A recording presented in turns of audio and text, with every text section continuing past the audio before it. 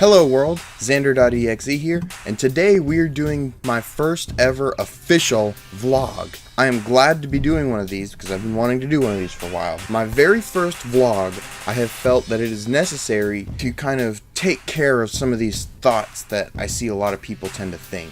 Over my huge amount of 21 years on this planet, I have found that there's some views that some people have that just aren't correct. And I feel like this video needs to be out there to correct them.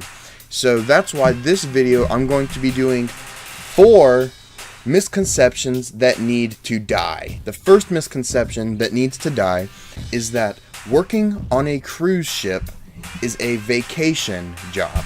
I can tell you right now, that couldn't be farther from the truth. Working on a cruise ship is a job, like any other job.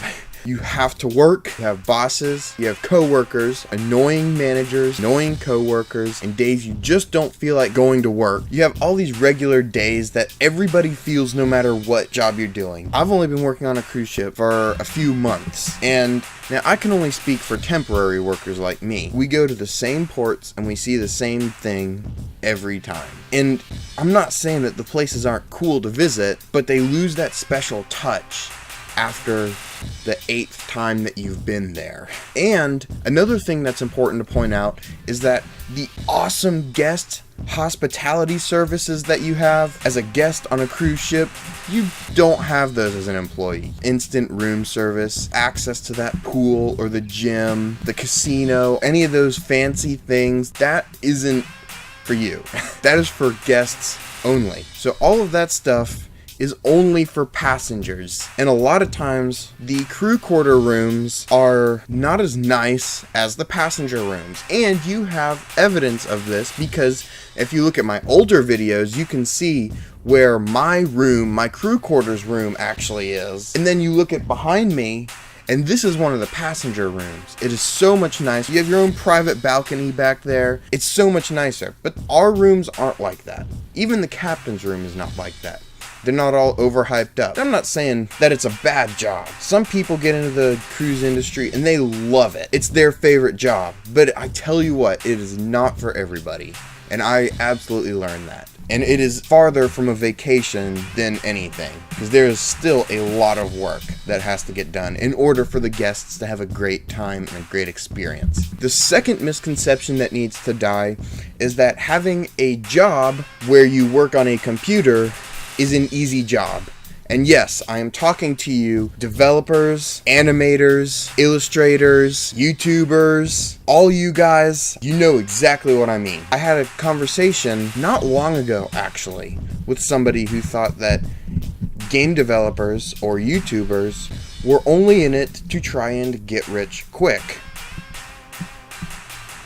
No, that is farther from the truth than could possibly be. No, just because a few of them get rich don't mean all of them get rich. And if they do get rich, it takes a long time of hard work to get to that point. Getting rich quick through any career is very difficult, much less impossible for a lot of times. There are extreme cases, but that is called survivorship bias. Just because you see a few of them make millions of dollars, or in Mark Zuckerberg's case, billions of dollars before the age of 30, doesn't mean that they're all like that. In fact, most YouTubers have less than 1 million subscribers, probably make less than $100,000 a year, and they work their ass off every day to make good content. Whether or not that means they get a video every day out, that's a whole other story. Video editing is not easy. It is time consuming, expensive, and YouTube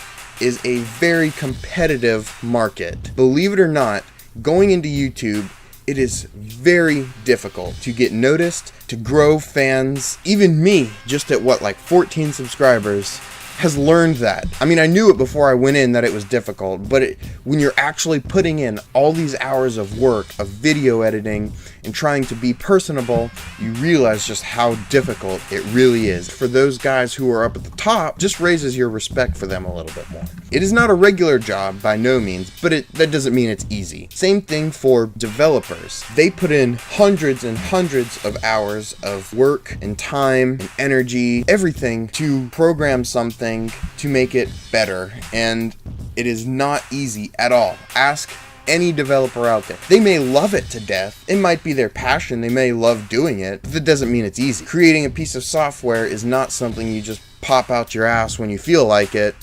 It takes some work, and it's not quick, easy work. It's long, dedicated, hard work that takes time. People who don't understand that are people who have never done that. Animators and artists. I am no artist by any means. I tried to be an artist one time and I failed miserably. I learned that art is not for me and I didn't enjoy that. And I even tried animating, and yeah, that didn't work. That didn't work at all.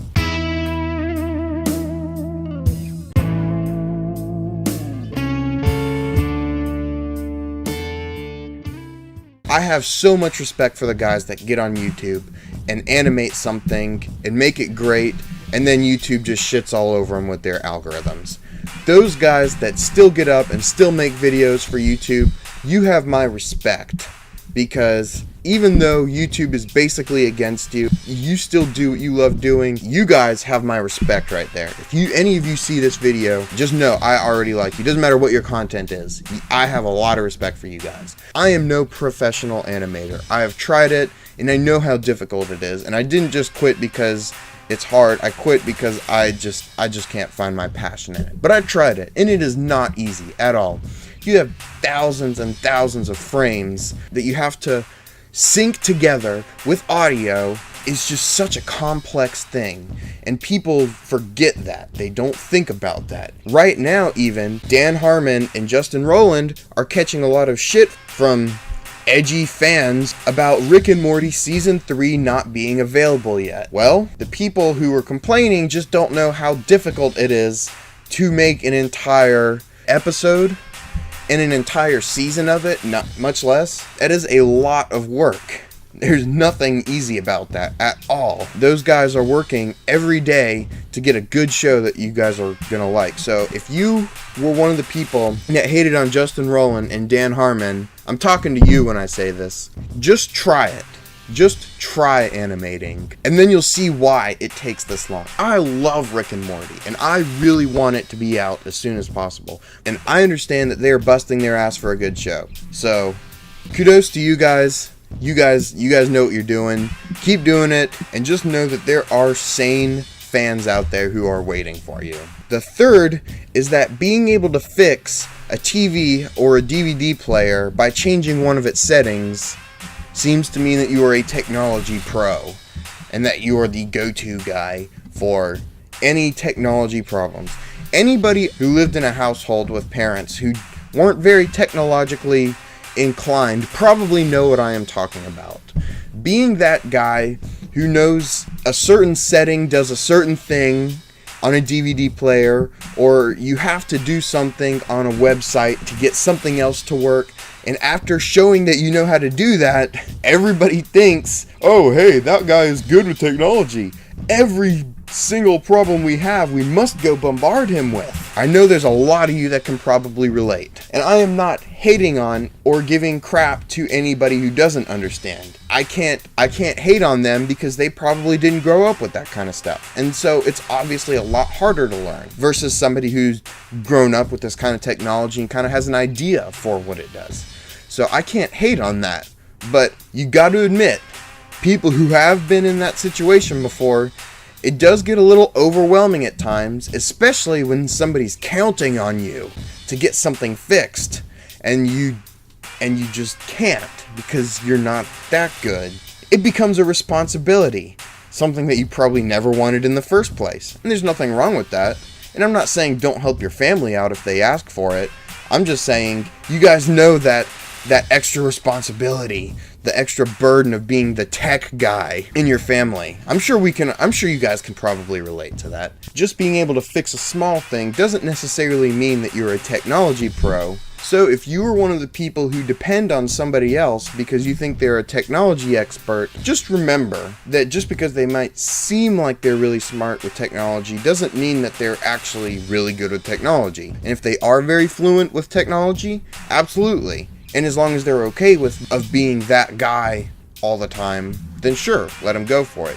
But just remember to not be disappointed if there is something that they don't know, because there's a lot of different technology out there and they all do different things, and most of them behave pretty differently. Just because they may not know one thing doesn't mean that they don't know another thing, and just because they know something doesn't mean they won't know something, or vice versa. You get the idea. And number 4, the last one, is that gamers are nerds with no social life. And this, being a gamer myself, is so far from the truth. Now, there are some people who it is very accurate for, and I am not discrediting that, because that is a true thing, and some people really do need to go out more. So I'm not saying that, but just because somebody plays video games in their spare time doesn't mean that they are a nerd with no life and that they don't have any friends. A lot of times, if they're anything like me, some of their best friends are ones that play video games with them just online. Some of my best friends are actually people I have met through the internet, who I have never met in real life, but we have a lot of common interests and we talk to each other constantly. Some of those guys are better friends than I've ever met in real life, and I wouldn't trade them for anything. Would it be nice to meet them? Absolutely. But the main thing that we do is play video games together.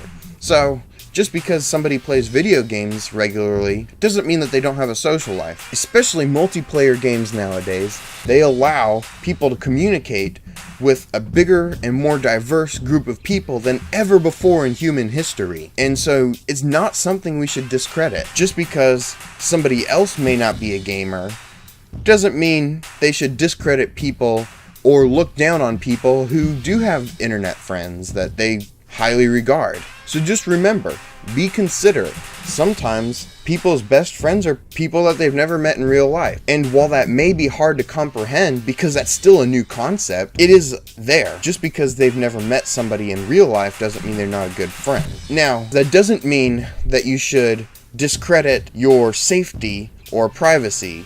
Always, always, always be careful on the internet with who you trust. I'm not saying to be super trustworthy with everybody you meet on the internet, because there are malicious people out there who are trying to attack innocent people just because. But outside of that, that's still a pretty small portion of the people you'll meet on the internet. There are people who meet great people online and who have great times on the internet. Some of your best times could be spent on the internet. So don't discredit internet friends just because they've never seen them physically. Because I hold this idea very firm, is that what may happen on the internet may be virtual, but that doesn't mean that the internet isn't part of our real life. So that, guys, is 4 misconceptions that need to die. If you have a good idea for misconception, please put it in the comment below, because there are dozens and dozens of things that people think about reality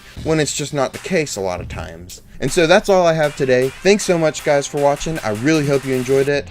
I will see you guys next time, and as always, have a great day.